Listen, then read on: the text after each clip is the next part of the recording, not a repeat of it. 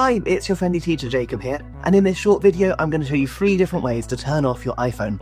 You might be thinking, well, that's really obvious, I just press and hold the power button, but actually it doesn't quite work like that. Instead, that will usually activate Siri. So there are 3 different ways we can do this. Option number 1 is to jump into our Settings app and then tap onto General. At the very bottom of the screen, we have the option to shut down, and then you can simply drag your finger across the slider and that will turn off your phone. I'm not going to shut mine down right now, otherwise the video will be much longer than it needs to be. The second way to turn your phone off is to use the physical buttons on the side of your device, which is good if your screen is perhaps frozen. So what I'm going to do is press and hold the volume up button and the power button on the right hand side. This will bypass Siri, and after a couple of seconds you'll get that same screen where you can simply use that slider to shut down.